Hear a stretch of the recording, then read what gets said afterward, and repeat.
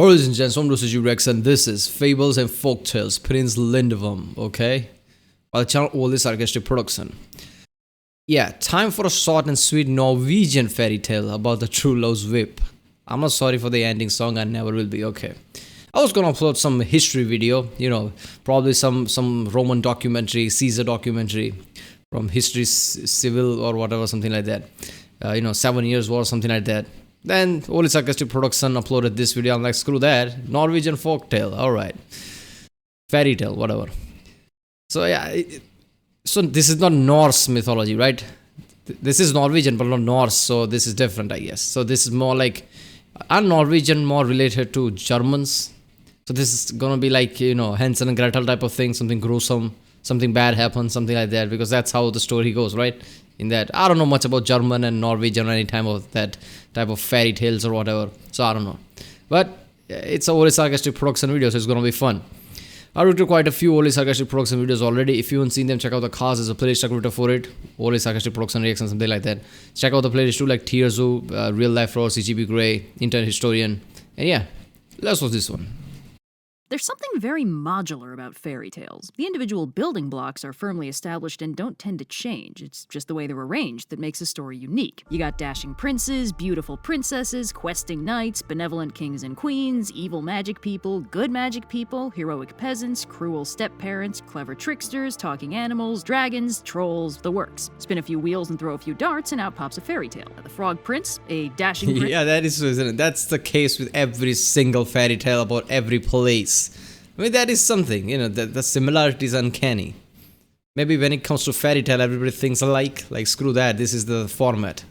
Prince is cursed by an evil witch to become a friendly talking animal until he is saved by a beautiful princess. It's pretty telling that most of these stories don't even bother to name the characters. The role they fill matters a lot more than their actual individual character. But despite how basic the archetypes are, the stories they slide into can still be really unique. And while most of us have a passing knowledge of the big names like Red Riding Hood, Hansel and Gretel, and anything Disney ever monetized, there's a lot of really neat stuff out there that doesn't get the same kind of press. So today let's talk about a bite-sized Norwegian fairy tale with dashing princes, heroic peasants, and at least one dragon. Our story begins with a benevolent king and queen who are regrettably also pulling duty as a tragic childless couple. The queen is pretty bummed out about that whole situation and is out for a walk sublimating her feelings about it when she stumbles on a mysterious old woman who happens to be a witch. The lady asks her what's wrong, and when the queen fills her in on the no kids cradle empty situation, she gives her some cryptic advice. I love the animation. She had her hands in the pocket. Apparently that dress has pockets. Yeah, I mean, you go to the woods basically, you come across a witch, she asks you something, nothing fishy there, screw it, I'm gonna bitch and cry about every of my problem in front of her, look at that. Telling the queen to take a two-handled jug and put it upside down in the corner of her garden overnight. The next morning, 2 roses will have grown under it, one red and one white. The queen should choose one rose to eat, red if she wants a son, white for a daughter, but under no circumstances should she eat both. The queen heads home and takes her advice, not really expecting all that much, but the next day she finds that surprisingly, the witch was right on the money and the roses have really grown. She agonizes for a bit over which one to eat, reasoning that a son might eventually need to go off to war, but a daughter will have to marry some foreign lord eventually, and either way she'll lose the kids someday. Geez, way to be a downer about this magical baby situation. Anyway, after a few minutes of dithering, she settles on the white one, but the rose turns out to be super delicious and nutritious, so she ignores the warning and eats the other one too. Yeah, short-term appetite is more important than long-term consequences. Yes, he was actually putting the list. Son, okay, he might die in war, but daughter, she might go away because she would marry some kind of prince. Pros and cons. Denying the explicit orders of a witch in a fairy tale? What could possibly go wrong? Yeah. 9 months pass, and while the king is out warring, the queen gives birth to twins. One healthy baby boy, and one Lindworm, aka a dragon. Those magical pre-ultrasound days where every pregnancy was a surprise. Anyway, the Lindworm skedaddles out of there real quick, and the queen's like, well, hope that was a hallucination, and just doesn't bring it up ever. Really? A literal worm came out of her and she's like, that could be a hallucination.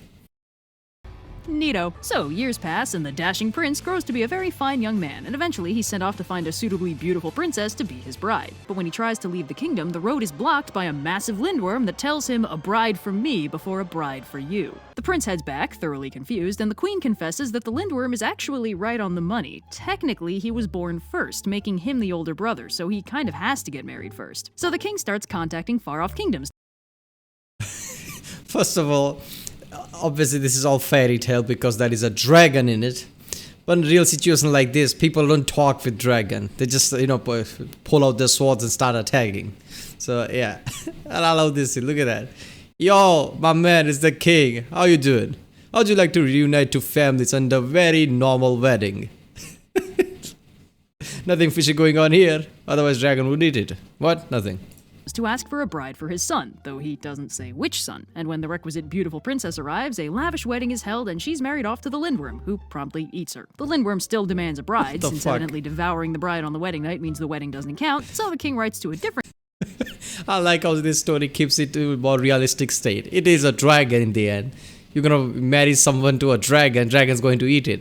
kingdom, gets a second beautiful princess shipped over, and the exact same thing happens. Now, never let it be said that these benevolent royals can't learn from their mistakes. The king's not too eager to make an enemy of a third kingdom, so instead he goes to his royal shepherd and tells him his beloved and conveniently expendable daughter is going to marry the Lindworm whether she wants to or not. It's always so lovely to see a ruler who really goes the extra mile to connect to his people like that. Now, the heroic peasant girl obviously doesn't want to get eaten, so she does what any self-respecting protagonist would. She goes for a walk in the spooky woods lamenting her doom until a mysterious old woman who happens to be a witch pops out of the woodwork to ask her what's wrong. The shepherdess fills her in on the situation, and the witch gives her some very specific instructions on how she can survive her wedding night. The wedding day arrives, lavish party, beautiful bride, commendably scaly groom, etc., etc. But that night, following the witch's advice, the shepherdess has the castle staff bring her a few things. She layers on 10 dresses, preps 2 basins of lye and milk, and gets ready for some fairy tale shenanigans. When the Lindworm tells her to ditch the dress, she tells him to lose his skin. He's a bit thrown by this request, but agrees. But after he sheds the skin, surprise, she's got another dress on. Guess you better lose another skin if you want a piece of this. They repeat the process several times, and by the time the shepherdess is down to her last dress, the Lindworm is in pretty rough shape. This is when the plan enters phase 2. Following the witch's instructions to the letter, the shepherdess grabs a whip,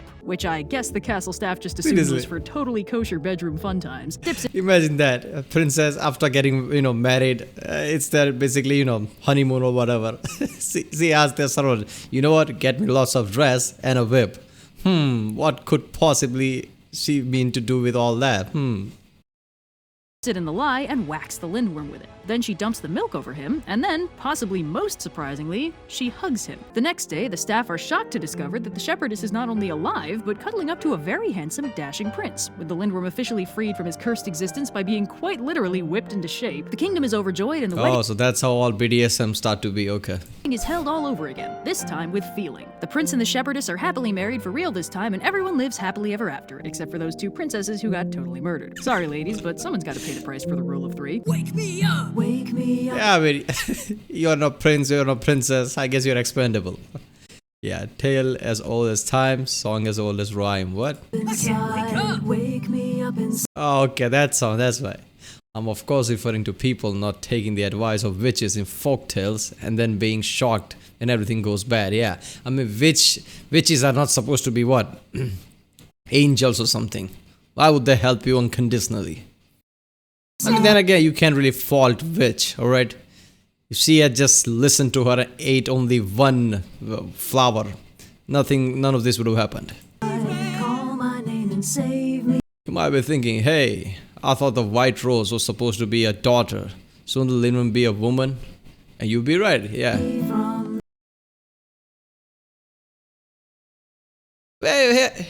Yeah, man, what about that? All the story needed is change from bride to husband. Yeah, but they